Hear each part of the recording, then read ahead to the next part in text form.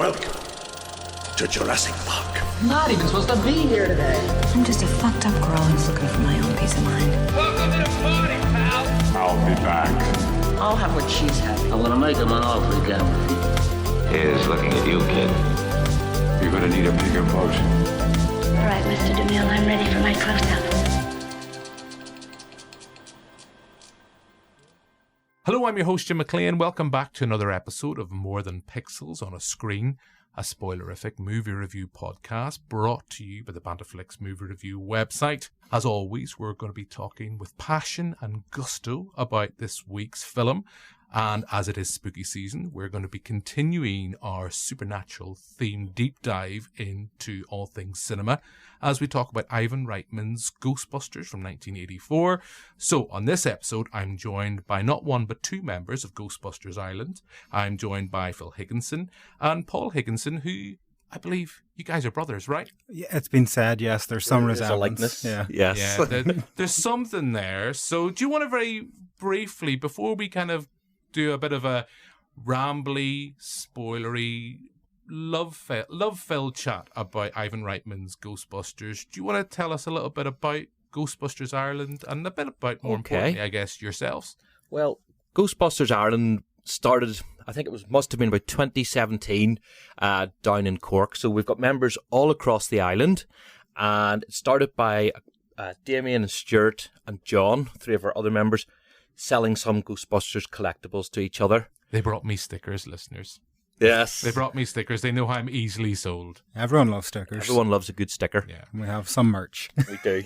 So the guys, they were trading some different Ghostbusters merch, and then they found there was another guy, Steve, who was close by, and those guys became the four original core members of Ghostbusters Ireland. And then, it must have been late 2017, early 2018. I found these guys on Facebook, got chatting, got into the group, and then another member, Alan, joined as well. And then my brother Phil came on board as kind of our photographer. And yeah, I had quite a funny intro. I was the photographer for about 3 or 4 years. Instead of doing anything, I always said, no, I'm not spending the money. I'm not putting the costume on. It's too much. I'll do photography. And then just little bits started to get purchased. And I don't know how it happened, but suddenly... Key question, what was the first thing? Can you remember? It was probably the whole flight suit, which isn't much of a little bit, but when you consider the belt, the boots, all the different bits, the pack, which is in pieces currently, I'm rebuilding it for you. You're slowly rebuilding it. Yes. The full flight suit was first, but, I mean, you had a spare suit. Yes. Paul had a spare suit, so You want your own. Yeah. I wore that for a couple of events, and I was like, okay, I can see the appeal. And it just kind of gradually escalated and snowballed until suddenly I was in a costume and I didn't know how that happened. You woke up as a Ghostbuster one day.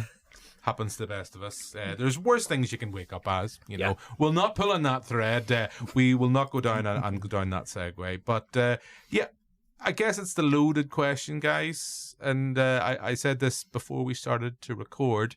And you both looked at me and said, do you want the official figures or do you want the unofficial figures that we tell everybody else? But roughly, with yourselves, how much have you set aside each individually, roughly, for kind of working with your cosplays? Because I deal with a lot of cosplayers who are both regular contributors on this podcast, from just speaking to them at various cons.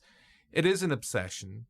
It is that sense of, once you've done it the first time, you want to do it better. You want to improve it. I think I said, one of you heard that your proton pack's been dismantled, so I'm assuming it's been taken apart and been put together again to maybe tweak one thing. More screen accuracy to it. Yeah, that's you inherited the thing. your pack from one of the other guys. Yeah, so I've got off quite cheap. Yeah. I haven't spent more than, I'd say, £250 total. That's not a lot. I mean, it felt like a lot at the time, but in the grand scheme of things. I only reason I say that is because it's from what there's the likes of Head Scout, Joanne Alexander, who I would know quite regularly, who I would say has spent quite a lot of money over the years on various costumes. Yeah. And her main drive is to be, I don't know who it was said it there, is to be as screen accurate as possible. But then we also have, I suppose, with something like Ghostbusters, we have various sequels. We have, I think someone mentioned the cartoon. The cartoon, I guess, is harder to cosplay as, but it's something I absolutely loved. I was a child who many years ago had a lot of the merch, as we said earlier on. I had the Fire Station, I had Ecto-1, Ecto-2, etc. All the various toys and collectibles. Sadly, since supposedly becoming an adult, they have disappeared. I'm not quite sure where they have went, especially when I go on various online retailer sites. A lot of them. A lot of the toys were re-released by Hasbro. Yeah, but it's depressing when you go online and you go, oh, how much is an original Ecto-1? Okay, it's not a lot of money, but it's like, yeah, I wish I'd... It's not the same, though. I know. It's not the same. The childhood or childlike imagination of playing with it. You know, I don't maybe have that as much now, but playing, I've got my young son who's 7 and we would play Ghostbusters together with the original toys. So you've got someone you've kind of forced into... Forced is the word, So yes. it's a bit like my late father, God rest him, many years ago, going off in a segue, kind of talking about football. It's like, well, you've got a couple of options for whoever you want to support. Yeah, it's Manchester United or you're out the door. So that's the option I was given when I was younger. So I guess it's a case of, you like Ghostbusters or, I disown you. Would you go so far? No, I wouldn't, no. So we were talking about how much roughly have you, do you want to say? It's my Ghostbusters stuff. It's a labour of love. Yeah, I'll never be finished it. I'll never be 100% happy with it. I've just bought a Ghostbusters 2 Nomex suit. Okay. And yeah, that was a nice little price tag on it. I'm hearing a lot of words. I'm hearing very few numbers. I'm just conscious of the people I know that my wife knows that listens to this. It's enough. Snitches get stitches. Yeah. You talked about football. People have football teams. I have Ghostbusters. You know, That's I don't go to see football teams play or buy their strips. I'm a Ghostbuster. Can we filter it down to just your costume and not count all the toys and bits? Is that more reasonable? No, it's not. Okay. So there's a trap I have, the Mattel trap, that you wouldn't get for less than £1,200 now. I got it some years ago at a lot less than that, and I had to really think hard about buying it. But these are things, they bring you pleasure. Exactly. Because I know I've mentioned football. You know, I collect various bits and bobs. I know one of the things I collect, and it's to my shame, I do have some Ghostbusters off them as well. Funko Pops. Yeah. Okay. And I remember, I've said this before, many years ago, I picked up Bill and Ted. Because I said, right, I think it was during lockdown. I think it was during lockdown. I was working from home quite a bit, and I was like, I need something to cheer me up. And I have a lot of artwork around what I call or claim is the office at home. And I picked up Bill and Ted. It's like, yeah, they'll be great. That's all I'm going to get. That's it. And they'll sit at my desk and they'll bring me happiness. I've probably got about at least 70 now, kind of various sitting on a back wall, various things when it's like, oh, there's Always Sunny in Philadelphia Funko Pops, right, gotta get those. I have bought others for my lovely wife, going, you love Friends, there's Friends Funko Pops. So they bring me pleasure. So don't make it out like in any way like I'm going to sit here and judge over, oh, you spent this or that. It's fine. There's people I know have spent more than that on golf clubs. Yes. Or a golf club as well. Yes. Or will spend more on that on a car. Or bits and bobs on their cars to tweak them whichever way they want. Maybe either of you have maybe tried to tweak your car slowly to make it look like Ecto-1. I would be impressed. We do have. It lives down in Cork currently. We do have an Ecto-1. Okay. It's a bit flooded at the minute. It needs a little bit of work. It's having issues, but... Based off a 2005 Vauxhall Omega estate. It's got the whole custom roof rack with all the bits, the ladder down the side. Because I remember many years ago, that's how I became aware of them, Newcastle Community Cinema did a screening, a drive-in screening of Ghostbusters, and they pretty much themselves, on a limited budget, built up from like an old scrap car that to make it look like Ecto-1. And the photos are still online. The photos are fab. I would recommend anyone seek them out. Just like the real Ecto-1? Yeah. It was basically scrap when Ray got it. It was a fab event, and look online for Newcastle Community Cinema for those photographs. But look, we have talked quite a bit. I know you guys are on specifically because you have an event on at the Strand Arts Centre, Strand Cinemas in East Belfast. We are going to talk about that because you're going to be putting on a screening of Ghostbusters. So I think this is a nice logical jump-on point where we'll take a little break. we're going to gather round our screen and we'll play a clip of the original film, and then I guess we will chat till our heart's content about the film. Where's this Peck? I am Walter Peck, sir, and I'm prepared to make a full report. These men are consummate snowball artists. They use sense and nerve gases to induce hallucinations. People think they're seeing ghosts. And they call these bozos who conveniently show up to deal with the problem with a fake electronic light show. Everything was fine with our system until the power grid was shut off by Dickless here. They caused an explosion. Is this true? Yes, it's true. This man has no dick.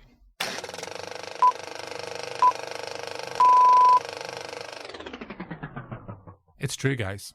Walter Peck. It's official. Still in 2023, Walter Peck still has no dick. And we're going to see Walter Peck again in the new Firehouse film. We are indeed. I mean, that's jumping ahead, way ahead to where we're getting. You know, we have had confirmation that he's coming back. That's going to be out next year. March. End of March, 20th of March. I had been a bit worried with writers and actors strike that it might have been delayed, but no, the film... I had been a bit delayed. I had been worried the film might have been delayed through the various strikes and industrial action by writers and actors, but it seems to be right now. It's in the can in post-production. It's in the can. It's post. I guess for the strikes point of view, it's as actors getting out to promote it. That's I guess the thing. So hopefully by that time we will have Jason Reitman and co, Paul Rudd, etc. Grace McKenna will be out promoting the film. But that's the future. Yes, back to this now. Let's go back to 1984. Was it yourself, Phil? You mentioned the cartoon? Yes. You mentioned the cartoon. So I have a very strong memory of finding of watching the cartoon before I watched the movie. Same. And I'm from Oma originally, and I can't remember why, but my mum and granny, we were up in Belfast, and I think it was either Golden Discs or HMV, one of those. And we seen it advertised that it was out on VHS. Yeah. There's a reference for the kids. And it's like, oh, I haven't seen this. Mum, can we watch this? And she's like, yeah, there we go. We got it. We watched it that night. Loved it. Yep. And I'll come back to watching it as a youngster, loving it, and watching it as a 40-year-old. There is things, and I'll bring in this, and I'll see what kind of look of disgust I get from yourselves. But anyway... I came through Ghostbusters through love of the cartoon, the toys, I guess, at this point. I've said before on air, many years ago when I was younger, I needed to have an operation. For I can't remember specifically, I don't need to go into details, but my parents tried to bribe me to have this operation. And I've always wondered to myself, well, what would have happened if I'd said no? Because... kids, you don't know yourselves how lucky you are. I whether I'm misremembering or not, but my dad had to go to the Argos in Belfast. It wasn't like everywhere. There's an Argos everywhere. Yes. But my mum, I remember being in hospital, and my mum kind of sitting at the bottom of the bed and go, look, you have to go for this big operation. You're going to have to be really brave. But if you go through it, your dad's going up to the Argos in Belfast. He's going to get you the fire station. Very nice. And I'm like, yeah, sure, of course. Like, I'm up for this. But I've often thought, what would have happened if I'd said no? Okay, I wouldn't have had the fire station. I know this. But, just a lesson for parents out there. Bribery won't always work. I don't know. It worked for me anyway in a heartbeat. So that's kind of very quickly kind of where I remember my love for Ghostbusters. Yeah. Because I was obsessed. And I think it was the theme tune, everything about it. It was designed to be, for someone like me, to fall in love with. So yes, you've had the same experience. Exactly the same thing. For my 4th birthday, I got the Ecto-1 and Egon Spengler. Mm-hmm. And I remember watching the cartoon. I remember wanting to be a Ghostbuster, trying to build a proton pack out of Lego, because I didn't have a proton pack at that time. And it was a cartoon that... if only your 4-year-old self could see you now. I'd be blown away. Yeah. It was the... being scared by it, but trusting that these 4 guys were going to save the day, and knowing that everything was going to be all right again. I mean, there is some fantastic episodes of the real Ghostbusters. The early ones that were really dark and scary, Ragnarok and Roll, Knock Knock, Citizen Ghost, which I think it should be a sequel to the original film. Mm-hmm. Do you remember Citizen Ghost? Mm-hmm. Yeah. For the people that don't remember it, it was the original suits from the '84 Manhattan Cross Trip had the spectral marshmallow on them from Stay Puft, and these suits reanimated and took on the forms of the Ghostbusters. And if I remember, this is then the explanation to why they have the coloured suits that Correct. they have in the animated. Yeah. Yes. Yeah. Yeah. So there's things like that. It just tied it all together for me. I mean, I'm getting goosebumps just talking about it. My only thing that I don't know now, you as anal about this type of thing as I am, because I know as the series continued, voice actors changed. Yes. And that is the thing for me. It's like the late Kevin Conroy is always going to be Batman for me. Exactly. So when I hear an animated movie, oh, this seems really interesting. This seems good. Lorenzo music will always be Peter Venkman for me, and Garfield. Yeah, and I think, is it after the second or third series he's changed to Dave Coulier, and they replaced Arsenio Hall with Buster Jones, he voiced Winston.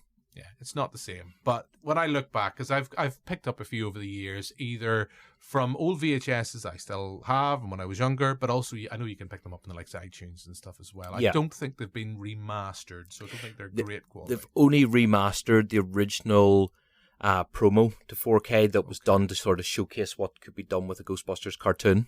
Okay. That's the only thing that was remastered. So that's then the animated cartoon. Yeah. Were you as big a fan? I had a very different Ghostbusters experience to use because I saw the movie before the cartoons when I was maybe 3, probably because of Paul watching it when I was present, and I was terrified of that. Was the scariest thing. Did you see Ghostbusters 2 first? Because I have a memory of you were... I can tell you the exact scenes that terrified me in both those movies. It was Ghostbusters 2, Vigo coming out of the painting is the most terrifying. Even now, that's the scariest thing I can imagine, is that you have a scary painting and a man comes out of it and walks around. I remember you being probably scared of that, and I got told, turn that off. Yeah. And I'm still annoyed about it to this day, 37 years later, sorry. Right. Janos, Peter McNichol's character, the bit where he's in the dark hallway and his eyes are torches, that's still an unpleasant image.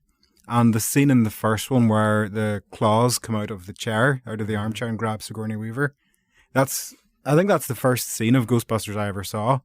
Either that or it's just burned into my memory, seeing that on the TV and being scared of it.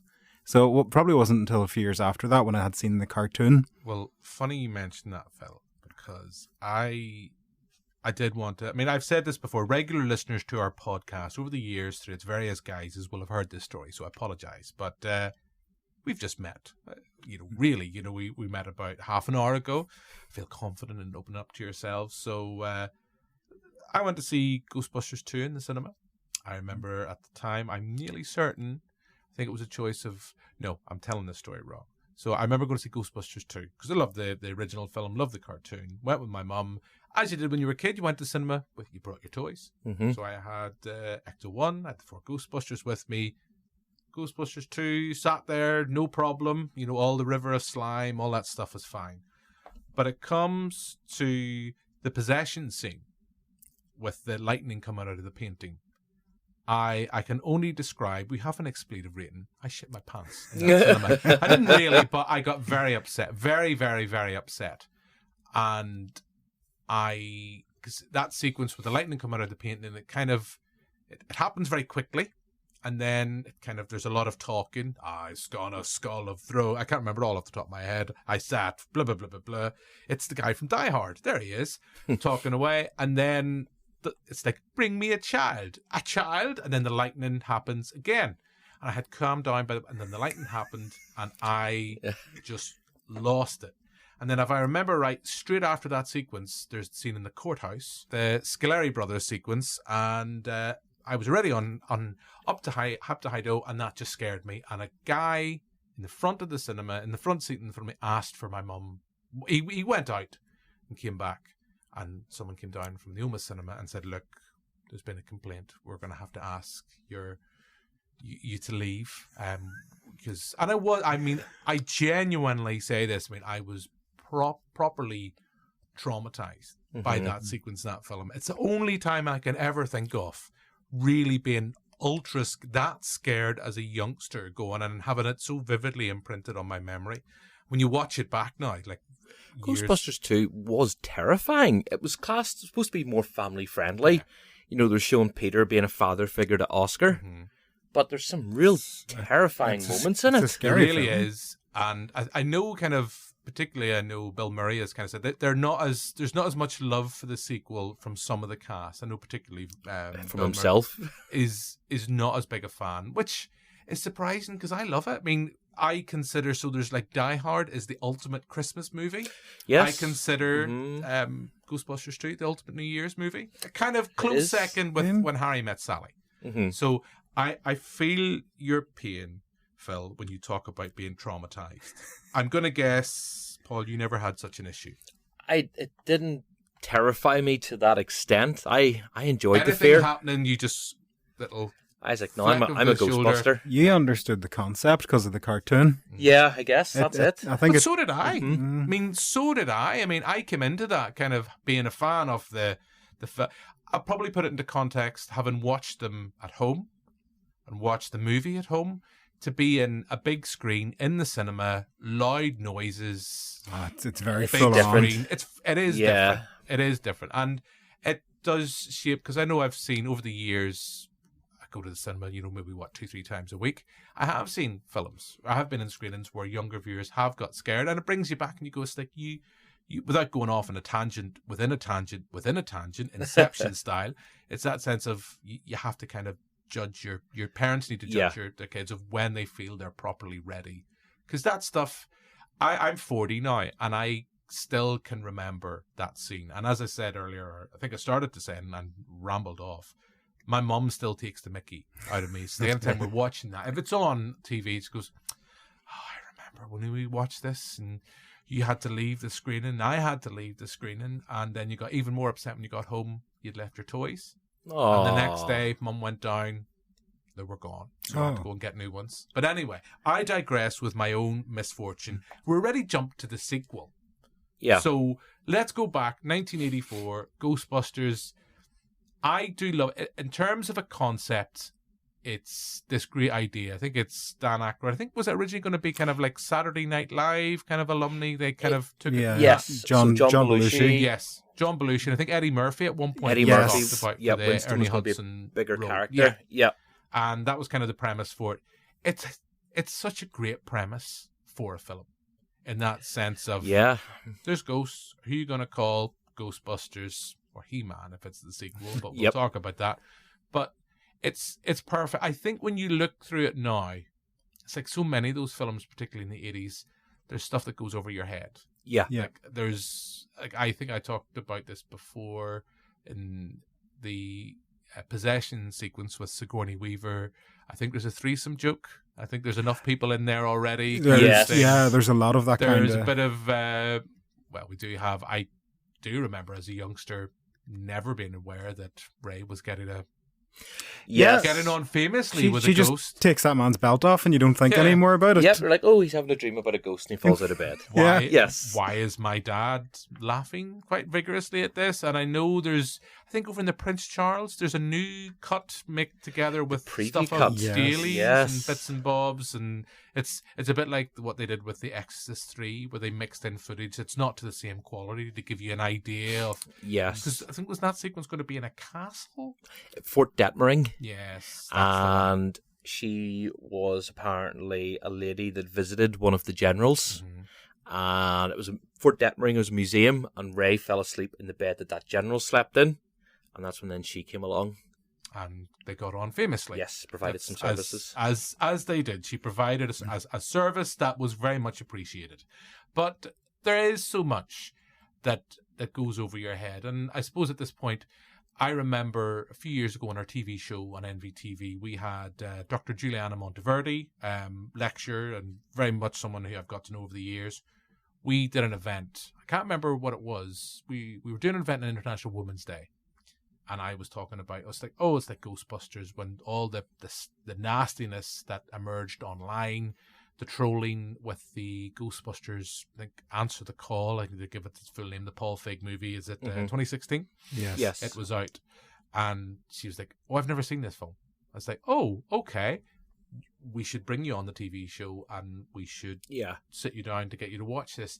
And watching it for her as a woman in 2022, I'll say, maybe 2021, there was things she picked up. It's like the fact that it's like, as much as you love the likes of Venkman, you know, he is a bit of a dick. There's no way around. And I think he's just Bill looking Murray, to make money quickly. He doesn't believe in ghosts. He is a shyster in many ways, and I think his character is more rounded out for Ghostbusters 2. I think, as you said, they tried to play him as more of a family man, and then by the time he kind of comes back, I guess we'll come to that with Ghostbusters Afterlife. If you put someone in that role who wasn't as likable as Bill Murray, you'd have a very unlikable character. And I know Ernie Hudson over the years has talked about his mixed relationship with the film, because you look at the posters, he's not in any of the marketing. He's none of the marketing. His character is very much sidelined. Yeah. I guess that's coming back to the point we made. The role was originally considered for Eddie Murphy. I don't think that would have happened with Eddie Murphy. He would have been much more front and center. But I think I've been thinking about this because you guys were coming on. It's like, I think that role would have been very different. Yeah. With Eddie Murphy on board. Winston's like an everyman that we can identify with. Because he's not the scientist. He's not a scientist, but he shows himself to be, you know, a strong character with a lot of metal and a good backbone to him, and maybe a good grounding force for the Ghostbusters. I mean, there's the beautiful, beautiful scene. It's my favourite scene in the first film, where he's driving along at the Ecto at night with Ray. Ray's looking at the blueprints, and he says, "Ray, do you believe in God?" Of course, Ray's response is, "Never met him." Winston professes to be a Christian and loves Jesus' style. He says, "Do you remember something in the Bible about the last day? Yep. It's when the dead would rise from the grave." And Ray quotes Revelations back to him. And Winston says, "Maybe the reason we've been so busy lately is because the dead have been rising." And there's just a look from Ray at Winston. It says more than words ever could. And he's like, "How about a little music?" And he's really scared him and really spooked him. So there's Winston, this guy who's come into the business after it's established and got busy, and he's realised this isn't normal. Winston, I think, is such an underrated character. Yeah, he is without a doubt. And in that sequence, I love that scene as well. And it's not only the music that they put on. Judgment Day music, yeah. But it's kind of all the kind of underscore that you have going on. Because, I mean, the score by Elmer Bernstein. I was going to say Elfman. The score by Bernstein is great. And there's so many sequences, particularly in that sequence, where it's just kind of, it's used to amplify the mood completely. But I guess as two guys that are huge fans of the series, of the franchise, now looking back, can you look and see flaws within it? Do you look at it now in 2023 and say, well, we know that if this film was made now, it would probably be made differently? Because there are people that have issues with it. Like the likes of Juliana, who I would love to have had on this evening, but go back and find her episode on the TV show, where anytime I watch Ghostbusters, and I can say, well, I can't I have the rose-tinted glasses, so I can't take them off. Yeah. But I can understand why someone coming completely cold to that could see that there are issues. There's problems with the source material in terms of some of the stuff, it's representation, some of it's kind of portrayal of masculinity, without going too deep and kind of into that sense. And I hate saying this phrase out loud without coming across as being woke and modern, but it's just being in that sense of holding something up now in 2023 and saying, right, yes, we still love it. That doesn't mean we don't love it anymore, but it's that sense that maybe this was done or that was done differently. Yeah, absolutely. I mean, I don't think any piece of art can be held up as perfect. Yeah, I think you should go back always and criticize things. Venkman's attitude to women. But I don't with think... his student at the start. Yeah. He's always just looking for what he can get. A lot of it, I'll say, it's of its time, is the phrase I'll use. But I think if you changed any of that, you'd have a fundamentally different movie. Yeah. But there's a lot of it that you look at now and you kind of think, oh, that doesn't fly these days. Yeah, Venkman bringing, what was it, how many cc's of Thorazine to a date? No, we'll just stop at the Thorazine bit here. Why has Venkman done this? You're going to say something some fan has made up? No. So there's novelizations written of Ghostbusters as well. Where someone got very nervous about that line and had to excuse it. This is canon. I hate that. So Dana gets the phone call from her mum and she goes, yeah, I'm fine. No, it was just that one time. So that is implied that she's had some kind of headache or something, and the Thorazine is maybe there to help her, and Venkman found it in her in her medicine cabinet. You know, she's living in a building that's designed to pull in spiritual turbulence and act as a massive conductor for this. Of course you're going to have a sore head. Yeah. It is true. I guess it's that sense, because I know you guys are very much in the fan zone for Ghostbusters, but it's that sense of having to have you guys in and having the opportunity just to talk. Because, I mean, I consider myself a fan of Ghostbusters. As I say, I can't not look at it through rose-tinted glasses. Yeah.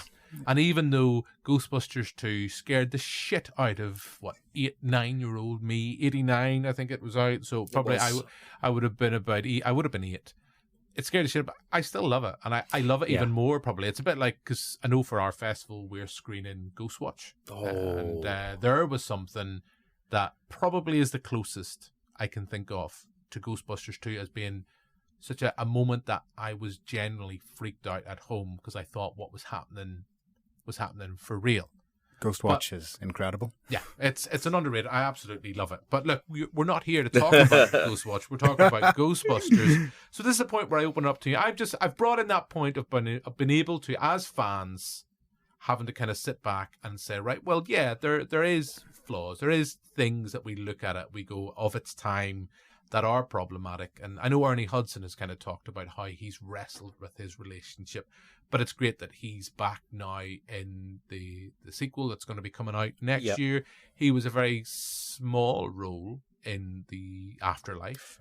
All of the original guys really were. Yeah. But Winston, Ernie Hudson, he featured heavily in the game that came out late last year. It was called Ghostbusters Spirits Unleashed, which is an online cooperative game. But there is a story arc to play through. Okay. So you basically learn how to use the equipment.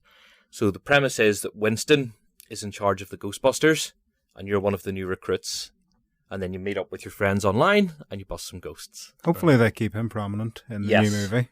I hope so. Yeah. Well, he's made his money now. Winston, he bought the firehouse back. Winston has made he's made his money. He's a wealthy man now, from what we've seen from the end of Afterlife. I guess, talking about video games, we should throw in I can't remember when the original game was released. 2009. 2000, June, see, 2009. This is why people listen for me for my half facts, and then there's the fans who know it, all this stuff, encyclodic knowledge off the top of their head. I love that, because that was not. Beautiful. Again, you may correct me. I believe this is set. Is this set in between 2 and? Is set in between 1 and 2 or after 2? 1991. It's after 2. So it is definitely after 2. So that's kind of the Ghostbusters 3 that we never really got. I think it is based on the plot that Dan Aykroyd had come up with for the concept, where they're going to go interdimensional into the ghost world. Yeah. And the physics in the game was able to do that. I had luck, because I know it was re-released with an HD remaster. I played it again over lockdown. It's brilliant. Great. I did the exact same. Yep, it was great me fun. Too. Yeah, I have a lot of fun, and it's somebody doing something with an IP. I guess the kind of the problem with it, if I'm being honest, other than kind of, I thoroughly enjoyed it. It's just the fact, I think it's the fact that it uses the score. Yes. So heavily, and the fact the score for the film is less than 2 hours, and I think how long, a lot of repetition. The score does become a little bit there's a bit of repetition with the score. That's a niggle. That's the only niggle I can think of the game. But that is Ghostbusters 3 of sorts. That is canon. Yes, they heavily used the Judgment Day track, overused it. Yeah, that was Ghostbusters 3 for me for years. Yeah. Yeah. 7 years between that and Answer the Call. Mm-hmm. That was for a long time. Fans thought that was the end. That was okay. Harold Ramis is dead. We got Ghostbusters 3. We had a good run. Yeah, because we haven't really touched on Harold Ramis in this. His ego is very much kind of, particularly as we see with Afterlife, his character becomes the heart and soul of the Ghostbusters. And I suppose when you look at it in the early, particularly in the first film, and it was always Ray's character. Dan Aykroyd's Ray was kind of the family. He was not the family guy, but he was the lovable guy within the Ghostbusters. And I think it's that weird thing when you were younger. I don't know for you guys if this has changed. And it's Jonathan Cardwell, who used to be on this pod. We need to get him back, actually. I think I might be misremembering this. Could have been him or could have been Neil Sedgwick, formerly of this parish. No pun intended, if you're listening, Neil. That sense that when you were younger, you wanted to be Venkman. Yeah. But now, when you're older... I always wanted to be Ray. Yeah. Yeah. Okay, I think it's like when you get older, you find yourself, I want to be more Egon or I want to be more Ray. But when you were younger, I know I thought it's like, and I'm saying this as the person who thinks now as a 40-year-old, Venkman is a bit of a dick. Yeah. But it's the fact that you think that, oh, he's the cool guy. He's the leader of the Ghostbusters. He's the funny one. Yeah. When you're a child. He's the one with the sly grin and the raised eyebrow. But then you grow up, Egon's the funny one. Yeah. He just deadpans it. And you don't realise as a child. Print is dead. Yeah. Harold Ramis gets the best jokes in that movie. Yeah. He does. And very visual gags as well. So Venkman didn't know how much to charge whenever they're speaking to Michael Ensign after busting Slimer. And he's like, "Now we're having a special this week on Proton Chart, or we're going to have to charge you for storage and entrapment of the beast." And Egon just sort of turns his face sideways, puts 4 fingers against his cheek, 4 big ones. Goes, "But we're also having a special on proton charging." And Egon goes, "That's only going to come to $1,000. The thing that I think of, and it says more about my mind than anything when I think it's Ghostbusters 2 with Harold Ramis, and it's the bit where they're kind of doing the inspection with Oscar's in Oscar's bedroom, and I think one of them, is it Dan? Sorry, not Dan. Is it Ray says I think he wants to do some tests on the mother. Wants to do some gynecological tests on the mother. Who wouldn't? Who wouldn't? It's like, yes, I know. Coming back as the person who just said about problematic lines within the source material, it still makes me laugh. Yeah. My favourite Egon moment, going back to the first one, is when Peck's shutting down the containment system, I believe. And it's the only time you see Egon kind of snap, and he shouts "your mother" at Peck and lunges at him. And I love that because it's slightly out of character, but then it does tie into how he's presented in Afterlife when you find out that he kind of had gone rogue. Yeah. You're like, he did have some kind of rage in him that maybe prompted him to go out and go off on his crusade. Yeah. Because it was, I remember with the 2016 Answer the Call, they have the camera, it's the bust of Harold Ramis, and it's like okay, that's a nice little nod, because I guess we've talked around it and we've talked about its existence with the Paul Feig film. I am not a fan of it. I don't hate it as much as others, and it'll be interesting to see what you guys think of it. My problem with the 2016 film, without kind of going off on a long rambly thing, because I know I wrote a piece about it for the website.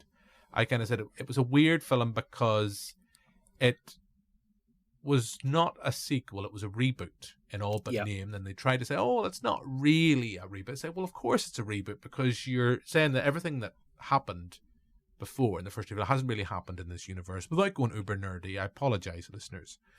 But then the marketing from day one clung to the nostalgia. I think it's like, because I had to retool it. I always vividly remember it was like 4 scientists saved the world. It's like, well, no, 4 friends saved the world, because as I said, Winston was not a scientist. And the film clung to all the references, I think even more so than Afterlife did. I mean, Afterlife I have my problems with, and we will come to that. But the 26, it was the fact that we had all of the, like, Dan Aykroyd was back. We had Sigourney Weaver was back. We had Bill Murray is back, and probably one of the worst cameos I can possibly think of. That is just not funny, and he's trying to channel his inner, Peck, but it just doesn't work. And we have Ernie Hudson coming back as well. I think it's Leslie Mann's uncle, her uncle who owned the funeral parlor. Yes. So and I always find it weird. So it was like, do your own thing. I mean, I quite like the cast. Yeah, I like the cast. Solid cast. 4 funny characters. Chris funny Hemsworth, who knew he could do funny? Granted, having watched the extended cut of that version of the film, you don't need another dance number. You don't need too many dance numbers. It was just a sense that it clung to all this source material, the original nostalgia. So there's loads of callbacks and loads of nods to the original. Then, of course, you've got all the cast coming back as different roles. And it just felt it's if you're trying to slap someone in the face by saying, it's like, we're rebooting this franchise. We could go off and do our own thing. But instead, here we are. We're doing this like, oh, here's Stay Puft coming back as a big inflatable, blah, blah, blah, blah, blah. All this stuff. And then I was cool, calm, and collected. And then the bit that got me, and regular listeners will know we have Bill Taylor on this show regularly, and Bill was the man who, when Han Solo came to that unfortunate end in Star Wars: The Force Awakens, famously got up in the cinema and shouted in a crowded screening at a premiere, "Bullshit." The closest I came to that was in the after credits scene. I think there's 2 or 3 after credits in Ghostbusters Afterlife, but it's like, oh, they're listening. It's like, yes, what's Gozer? And you're like, oh, fuck off. It's like, you've got this. It's like, I wished with all the talent that was involved, they had done their own thing when they were rebooting it. Completely fresh. And done their own thing. I do mean, you guys cosplay. I do think that without going uber nerdy, like the Ghostbusters equipment and stuff, their proton packs, they look cheap. Where I think they're put together on a budget. Yeah, it doesn't have that kind of like, oh, even now, if I see either yourselves or other people I know cosplay as Ghostbusters, when I see like the proton pack, it's a thing of beauty. When you see it from the original movies, it didn't have the same charm. It looks almost dangerous. The originals. It looks like it works. Like going back to the visual comedy of Harold Ramis when he switches Ray's proton pack on in the lift and he backs away from him. Like as a kid, for years, I think they both back away, don't they? They do. They both start shuffling and shuffling. Yeah. I thought for years he was trying to reach the switch in his own pack and he's walking backwards trying to hit the switch, but no, he's backing away from it because it's dangerous. Yeah, they hadn't properly tested it. Yeah. I have to be honest. I'm going to get ostracized from the Ghostbusters fan community. I like the 2016 movie. I think it's a fun time. I think it does a lot of stuff very well. I don't think it's as good as the original. And I think that's a question of tone. It doesn't have the sense of menace that the original had. No, it's kind of all over the place. And I think that's down to Paul Feig and kind of his kind of, not slapstick style of humour, but this kind of sense, like we'll do like so many scenes and so many takes and so many different ideas, and hopefully we'll find something in the edit. Relying on his 4 performers being good improv comedians, which they are, but that can't necessarily tie the film together. Because I remember meeting, I think it was at one of the Belfast cons, there's someone who I know cosplays as Katie McKinnon's character. Oh, okay. And I thought her costume, everything was fab. And I can see why, again, bringing my own personal life. And I remember at the time going to a wedding for a friend. And his sister-in-law had just taken their daughter to see Ghostbusters and she loved it. Yeah. And they Barry, I don't think he listens, but Barry came around and says, "So Jim, you tell me women can't be Ghostbusters?" It's like, look, what's this? She loves it. It's like, that's not what I'm saying. I don't like the film because they're women. That's being completely clarified. It got a new generation into it. Yeah, it did. I think it probably, in its way, it did its job, but it just did it arse about face. And the sense that the film itself was a bit of a mess. Then we had all that nastiness that emerged online. And I guess it's that sense, there is that toxic element. They actually linked that in the film. So whenever the girls posted the video of the ghost that they filmed in the manor at the start, and there's all these people calling it out, saying that's not real, it's fake. Yeah. You know, that was actual real comments. It was posted on the trailer. Yeah. It was horrible, and I know, like, Leslie Mann in particular. She went off social media for a good while after that. She went on. I don't know if she's reacted. Maybe she has reactivated it. I think it was Twitter. She definitely left. Nobody's on Twitter anymore. Yeah, it's now known as X, that's why. Let's not go down there. But yeah, I mean, we had Melissa McCarthy, we had Kirsten Wiig, who I love, Katie McKinnon. I mean, that was a film that introduced me to her, and I love her now. Yeah. I think her character, it's a bit too quirky beyond belief, but I think she's probably the best thing in it, bar Chris Hemsworth, because he's a dreamboat. What's not to like? If my lovely wife's listening, what's not to like about Chris Hemsworth? Very funny man. Yeah, his scenes were brilliant, talking about my cat. Yeah. His dog, which is called Michael Hat. I'll say, I don't think the movie's as funny as the original, but that his job interview scene had me crying with laughter in the cinema. I was the only one laughing, but I was enjoying it. Yeah, as I say, I went into it, I didn't hate it anywhere near as much as some people. And there is people I know who will look at you as if you need an exorcism just for mentioning the existence of the film.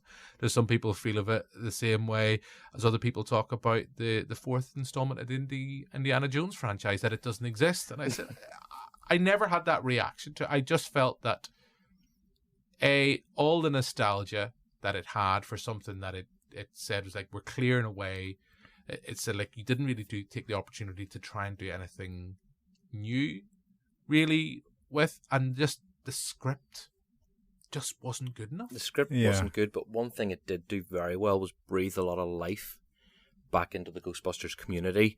We started seeing different franchises popping up all across the world. Yeah, that's... Ghost Corps came into existence. That's when Sony started to really get behind the fans. Every franchise got their own certificate signed by Ivan Reitman. Okay. And the franchisees all got their pins that say Ghost Corps Cadet on them. And that was really the start of the Ghostbusters world starting to grow. Yeah. And Ghostbusters Day followed after that, which is June 8th every year. And then we now see a massive exodus to the firehouse every year. Yeah. You know, it did, for its flaws, it also done some fantastic things for the Ghostbusters world. Which is good to hear. I mean, I've been to New York. One of the very first things we did when my lovely wife finally agreed to go with me to New York is on the first day we went and said, right, let's go to the firehouse. Yep, same. And then we did talk about doing, because you'll know this as nerds, that sounds wrong. You'll know this as fans. That's the better way. I accept nerds. Yeah, it's not an insult to me, but you'll know this as uber nerds of the series. The sense that there's the exterior firehouse, but then there's also the interior in scene LA. of the firehouse. Yeah, Los Angeles. And that was kind of the dream of where I wanted to be able to go visit both. But no, I've only got to see the exterior, and it wasn't long after Hal Ramis had passed, so they put the sign back up again, which was lovely. There's people leaving Twinkies outside as well. I think there's a bit of graffiti on there's a bit of artwork. It's artwork. It's the actual crest of Hook and Ladder 8, which has the No Ghost Moogly in it, and they have their own Ghostbusters patch as well that you can get. Okay, and that's on there. Yeah, it was a nice way to go. I should have worn my Hook and Ladder hoodie the night. Because I know. When we did visit New York, we did go around and do a lot of sightseeing. It's like, there's where you see Stay Puft and that, because without a doubt, as I say throughout this recording, there's a lot of rose tinted glasses and a lot of nostalgia. Did you go to Dana's building? I did. So one of the things I did, I went there on honeymoon with my wife. One of the first things I did was I wanted to run across that road. Did you tell your lovely wife when you were going on this honeymoon, this is what we were going to be doing? Once we got there, yes. Then she couldn't back out of the wedding or the honeymoon. So one of the first things I did was I ran across that road yelling, "Help, there's a bear loose in my apartment." Now, in the movie, Lewis goes over that wall. Yeah. There's a 10-foot drop, so I didn't go over the wall. No.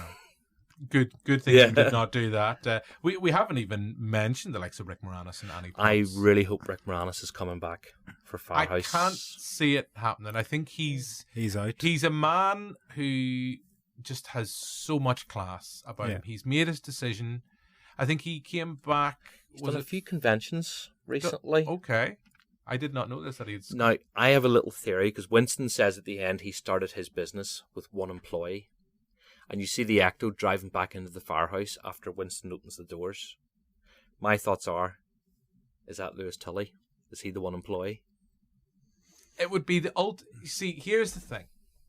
I talk about with the Paul Feig movie about how it had this weird relationship with fans, because fans were already against it, and I don't think there was this sense of I think that fandom started out. Yes, there's toxic elements. There's toxic elements to a lot of fandom. They only need to look at Star Wars and what's kind of happened there.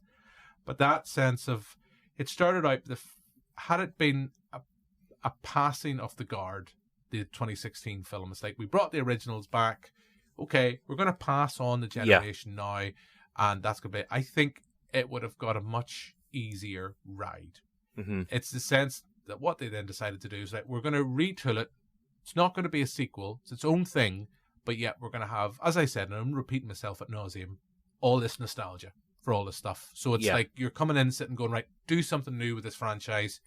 All right, you show me this, show me that. Okay, yeah, I remember that from the original. Yep, remember that reference. It's like, and you just got people grumpy and annoyed.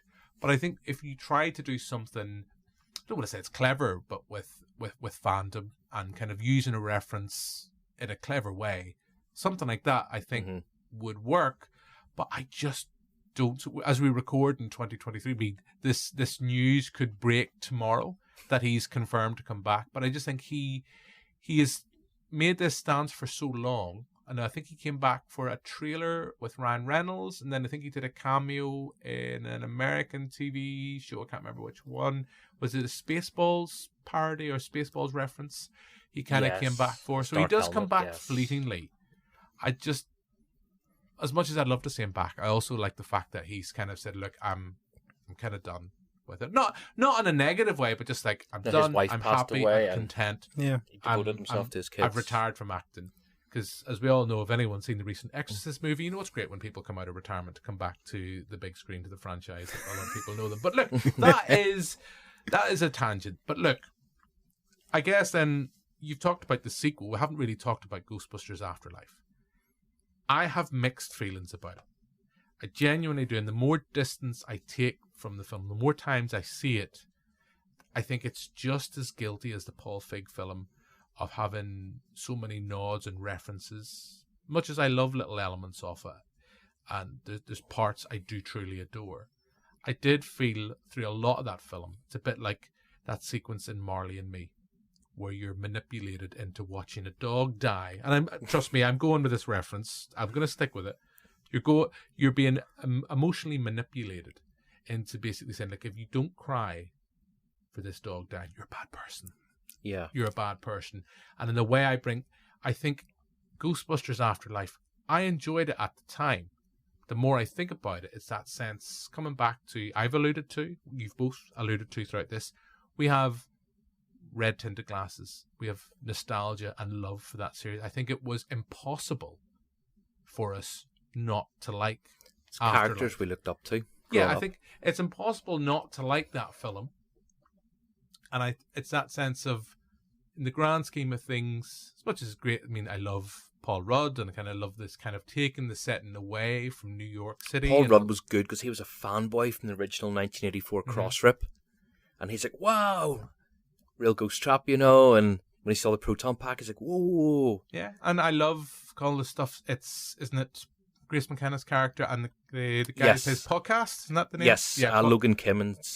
Logan Kim. I love all that, but I think then where I think the film kind of crashes for me is actually the cameo. The cameos, the call, bringing them back where it's literally like, here we are. The big applause sign goes off. Yeah. How did they get there? Yeah. How did they get there? Yeah, it's great to see that they're kind of... And there's a lovely moment with Harold Ramis, well, not with Harold Ramis, but with kind of using the spirit of Harold Ramis on screen as Egon kind of coming back. I think there's some lovely moments there. There is. But I just go... I mentioned The Exorcist. I think it's when you try to tie it into something that... a franchise that has pre-existed and has all that kind of nostalgia. It doesn't fall apart, but I just think it doesn't work. And I hope that all that heavy lifting now has been done in this film, and that then this new installment can kind of go off and do its own thing. Yeah. That's what I hope anyway. It is going to be a completely new villain. Nothing would upset me more. Well, certain things would, obviously, but film-wise, nothing would upset me more than it just being another rehash, this new film. Yeah, like if it shows up and it's like, oh, we have unearthed this painting from the firehouse, like, oh, fuck off. No, I'd be done. Like an ice god. Okay. And there's been leaked artwork on this, leaked concept art. And when you see the promotional logos that are out for Firehouse now, it's like there's ice and icicles across it. So the premise is this ice being or demon or entity gets in and opens the containment unit. Basically, you're going to get to see the inside of the containment unit in this, and the additional storage bottles that have been added to it. Look, I put it this way. Yeah. Because I am a fan, it's like the next Halloween movie when it eventually happens, the next Nightmare on Elm Street film. Whether it's good or bad, or I don't really care to watch. It's like The Exorcist, as I've already said. I love The Exorcist film. Love the film. Love the TV series. Adam Neeson recently recommended it. I sat down to watch it, and I have. I think it's fab. It probably does everything that the TV show, what the recent movie wanted to do, a lot better. But whether I like the next Exorcist movie, whether I have no interest in watching it, I'm going to go see it because I'm a fan. It's got my money. So regardless of, it's that thing with Ghostbusters that they have my money already. because I'm a fan. They Yes. know it's like the ticket. It's like, we're going to announce 3 more films. Right, well, fuck it. You've got my money anyway. You've got at least my ticket. I'm at least going to see it once. Yeah. Well, probably twice. Did I like it?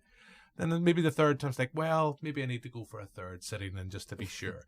So it's got my money. I just hope, and you seem to be very enthusiastic about it. I know we haven't had a trailer. Even We as much haven't of had a a trailer. Maybe Halloween. 27th of October to tie in with the Hasbro event. Maybe. That's the unofficial party line at this point. Okay. But I've seen things. I'm not talking like Ray whenever he was present at a mass I thought you were going to go like undersea Rutger Hauer. sponge migration. I thought you were going to go like Rutger Hauer there in Blade Runner. I've seen things that people wouldn't understand. No, but, I managed to get onto the set of the new film. It was being filmed in Winners Studios outside London, and I was there at the start of May. Met Logan Kim and Celeste O'Connor. Was able to give them some Ghostbusters Ireland merch. Okay. Able to see some things, see some scenes getting filmed. I have been told off by Sony for posting them on our official Ghostbusters Ireland Facebook page. But yeah, I'm very excited about it. Has Logan Kim spoke to you since? No. Hello, Logan, if you're listening. I'm sorry, I got you in trouble. You won't get him in trouble. He got told off by Eric Reich, who was in charge of Ghost Corps, because he didn't follow the normal rules for visitors. Okay. I shouldn't have had my phone with me. Sorry, Eric. But, you meant well. Your heart was in the right place. What would your 4-year-old self do? Of course, Of course, they'd have took videos. It would have been just like the episode of the real Ghostbusters called Take Two, where the Ghostbusters turn up to the filming of the Ghostbusters film, their life story. And then at the end of that episode, they go see it. They do indeed. Who the hell is Murray, Aykroyd, and Ramis? Yeah, it's true. Yeah. I guess, we haven't really mentioned, the fact we have Jason Reitman coming back as director. Was that something that was from the get-go got you more on board? Because I know there's a lot of people felt like with Afterlife, it's like, right, well, he's not a safe pair of hands, but because it's his late father. I can't remember, had Ivan passed at that point? Ivan was on board for the filming. Yeah. I believe, you might correct me, Ivan was the body double for Harold Ramis for Egon's Ghost. Yes, that is correct. You are correct. You are correct on that fact. So it's that sense that he was seen, again, it's part of me goes, is this playing to fans? I mean, I love Jason Reitman as a director. I genuinely do. I mean, I think he's done some interesting films. I never really thought of him as doing, from looking at his back catalogue, a Ghostbusters movie. His attention to detail with Afterlife, that got it for me, yeah. So, I mean, having him on board again, second time round. Well, it's him and Gil Keenan. And having seen a scene being rehearsed for the film when I was there, the energy and passion he was putting into it, it was outstanding. Okay, so you have whet my appetite then. I'm more enthused now. You'll have to show me this footage one week afterwards, but of course you don't officially have it. I had to delete it. If anyone from Sony's listening, of course you deleted it. Yes, it's gone. You have deleted it and it is gone. So look, we have talked about that. Is there anything at this stage you feel, as we ramble through for just over an hour, at this stage, is anything you feel we've missed? We've kind of talked about the first. We've talked a little bit about the sequel and how you and I, Phil, were both very traumatized by that. I think we should start a Ghostbusters 2 therapy group. I think it would be a very busy group. I think so. We're not the only ones. I'd come along just with popcorn. You'd probably just come along and laugh at us. Is that scared you? Get real. It was the size of the Scoleri brothers as ghosts and their strength. So he comes back to, were they actually in the slime or were they tied to that courtroom? There's lots of different questions I have there. See, these are the greater questions, and I don't think I'm the man equipped. I think what we should do at this point is open it up to the listeners to email in, drop us a message, and to say, like, what do you think on these thoughts? What are the big plots or the plot elements of the Ghostbusters franchise, Paul, that you want answered? Well, Titanic hadn't been found at that point. Yeah. So they were assuming where the hole was from the iceberg. So that was a nice... Yes, Titanic hadn't been found. It wasn't found till September 1990. Yeah, okay. Yeah. I seen like your mind just being blown for a second. But what's the question? Better late no, it's not a question. Better late than never. Better late than never, yeah. Statue of Liberty, how did she get off her plinth? Yeah. Yeah. I'll tell you what doesn't get enough love, Extreme Ghostbusters. The 1997 cartoon, yes. I think I'm the only person left who wants more of that. I love it. I would quite happily It does exist in comic book form by IDW. I did love the theme tune. Yes. I know a fun trivia about that. Okay. The singer is the Winnie the Pooh's voice actor. Okay. I enjoy that fact. Doesn't sound a thing That like is him. a very interesting fact. Yeah, that's my Extreme Ghostbusters one bit of trivia. You win for facts of so far on Thank this recording. That's good. That's what it came for.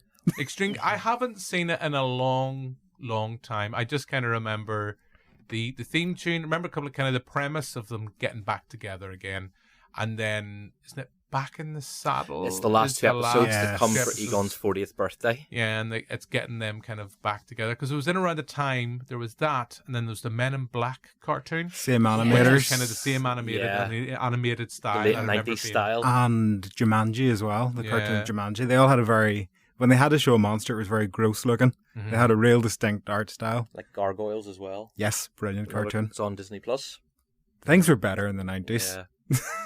Some things. It's just, well, yeah, some things. Not everything was always better in the 90s. But yeah, Extreme Ghostbusters, I think it does kind of unfortunately get overlooked. Yeah. It's something, because as I say, I can remember watching it, and it was one of the things, it's like, oh, Ghostbusters is back. And I think it was one of those things where I had kind of aged. I wasn't as obsessed. I was willing to be more cynical about things. But I can't remember. I think it might have been my days of visiting my granny after school on RTE. I think they might have had it. I think maybe either BBC or UTV. I think UTV definitely UTV had it. CITV. Yeah. CITV which, is, yeah. Could be wrong, but I remember they had, I think, because I used to be, I'm of an age, I remember Zig and Zag or Dustin the Turkey, etc. At that stage on RTE, on Den TV, and they had the better cartoons. Yeah. We'll not get into kind of political debate. That's a whole other tangent to go down. Yeah, I leave that type of stuff to Slugger O'Toole. But look, we have talked a lot about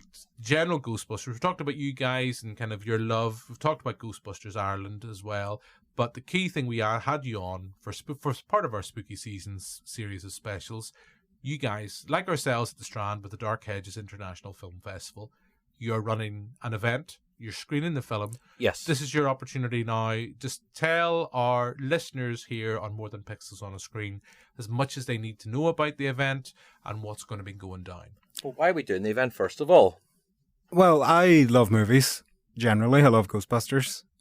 I love watching movies. I love screening movies. I thought, why not do this for charity? We've worked with Heart Children since, I believe, 2018. Do you want to tell us a little bit about the charity? Yeah, so Heart Children, they help kids and their families where the kids are affected with congenital heart defects, and they basically just support the children and their families through their medical care and all the emotional care around that. So we met... Yeah, sorry, go ahead. We met a young lad called Caden at an event. His mother got in touch with us. She said, my son's a huge Ghostbusters fan. Can you just come and meet him? And just from doing that event, we knew, okay, this is a good charity. We can stick with these guys. They're doing a lot of good. And we've been with them. That's 5 years now? Mm-hmm. So not every event we do is for them. We do work with other charities when requested, but 99% of the time we're working with Heart Children. Yeah. So I reached out to the Strand because I thought what cinema would be ideal for this. The Strand is fabulous cinema in East Belfast. Beautiful cinema. I love it. I have a seat named. My girlfriend got me a seat. Okay. Named. It's not there yet because it's for after the refurb, but I can't wait to see that. So I reached out to the Will you be Strand. the person then who'll be like, excuse me, you're sitting in my seat? Well, I'm not sure if I want to sit in the seat or do I want to sit behind it so I can see the wee tag because it's on the back. But what happens if you're sitting behind it and there's a real scallywag, a real, pardon my language, we've cursed a couple of that, a real cinema wanker sitting in your seat? Will you be not inclined to go, excuse me, you're sitting in my seat? It is a genuine concern I have that I'm going to be very possessive of this Will you seat. be down to clean it? Possibly. You know, just down kind of like... If I find gum stuck to the seat, it'll ruin my day. So yeah, I'll be possessive of that seat. I can't. No wait. pun intended when we're talking about Ghostbusters. No pun indeed. Possessed seat, but like Dana's one. Exactly. That traumatized me a bit. Yeah. So yeah, I reached out to the Strand, and they loved the idea. They got on board immediately, and they agreed to split the profits. So they're a business; they need money. Fair enough. With Heart Children Ireland, so every ticket that's sold, that's a donation. That's some money going off to help this charity. So yeah, the screening will be there from 2:00 Sunday the 28th. There will be, I believe, 4 Ghostbusters, a Stay Puft, a Janine. We've got a photographer on board now as well. So you're no longer doing the photography? No, it has been complained about within the group. group. Will you be judging that? Will you be, looking at these photographs, being very, very, very kind of clinical, kind of going, I would have done that differently? They can't be worse than anything I took. I took one good photo ever, I think. But it was one good photo, and it is the best photo you've ever done. So why not? It absolutely is. We were at. You should have that on the back of your seat at the Strand. One took one best good cinema. Yeah. Just a copy of the photograph. There we go. It's a good photo. It's in a cinema in Dublin, and the guys were all there in their costumes. For the Afterlife They're standing on a big Ghostbusters logo that's projected onto the ground, and I took it from the floor above. And I genuinely thought, oh, this is it. This is an artistic moment for me. Your life as artistically is complete. Yeah. I thought I could make big dollar off this. I'm going to sell this one photo. The screening will be there from 2:00. We'll be, giving out stickers and such. We'll have photos opportunities. Yep, can try a proton pack on. Yeah, can have chats with you about ghosts, about movies, about anything at all, really. And I know, Paul, you kind of mentioned this at the start, but for anyone who's coming to that who then maybe wants to get involved with Ghostbusters Ireland, how can they go about it? I know you touched on this at the start, but how can they get involved with the likes of yourselves? Just come along to the Strand Cinema Day, come and chat to us, reach out to us on our social media pages, Ghostbusters Ireland on Facebook. You'll see our franchise patch is our logo on the page. Just reach out to us and talk to us about what you want to do and why you want to do it and why you love it so much. That's how most of us joined the group. It was just a wee Facebook message, and it took off from there. And it's more than just a group now. It's we're really, really all really good friends. Oh yeah, I'm going down to stay with one of the guys in Cork just for a wee trip. Does he know it yet? He's only out about it now. Yeah, he has invited me. Yeah. No, that's fun. As I say, I seen the event, and I know, Phil, you'd reached out to us and kind of said about it, and I think it's fab. I mean, as I've said, there's bits and bobs about the film that I think you look at it niggly point of view, but it is a fab film, and I guess also could it be in the back of your head that if you have younger viewers come into this screening, this could be their first cinematic outing for watching a Ghostbusters We've movie. had people message and ask us. Can we bring our 4-year-old to this? Absolutely. Yeah. They have no reason to be scared because they'll have real Ghostbusters there to protect them. I think that's why kids love it so much, is because it's quite scary. Kids like to be scared. Yeah. Yeah. And then, as I say, I was terrified in Ghostbusters too, but I look at that now in a very positive way. Yeah, I was scared, absolutely shitless, but I look back now, it's like, I've always wanted to have that feeling again when I go like at a horror film or anything, to be as creeped out. If a film gets close to creeping me out in the same way that Alvigo did in Ghostbusters 2, it's done a good job. Yeah, I mean, I'm very into horror films now, and that's not something I'd considered until you mentioned it there now. It's probably because Ghostbusters scared me so much. There we go. Yeah. Alvigo was just grumpy because he missed his kittens. Our therapy group's taken off. I will not charge you for this therapy session. I am a non-registered doctor, Phil, so I don't know if my treatments are legally binding or would be medically recommended. But look, it has been a real pleasure to sit down and talk to you this evening about Ghostbusters Ireland, and everything kind of in between. And I know you've already mentioned it, Paul, the last plug for the socials. It's Ghostbusters Ireland on Facebook and on Instagram, and we are on Twitter as well. We're on TikTok now as well. Oh yes, apparently we're on. Yeah, no, not apparently. We are on TikTok. I don't understand it, but we're on it, and I'm doing my best. We've got Irish Stay Puft on there. Dancing his way around. Nobody on TikTok understands TikTok. They just know that the algorithm understands us better than we shall ever understand ourselves. But look, it has been an absolute pleasure. As we say, that screening's happening at the Strand on the 28th of October. Check it out, and it's all for a good cause. So all that's really left for me to do now is thank you very much, Paul. Thank you very much, Phil, for your time this evening. And you came, you saw. We kicked its ass. There we go. We'll see you on the other side. You knocked them down. Thank you very much, guys. Thanks. Thank you.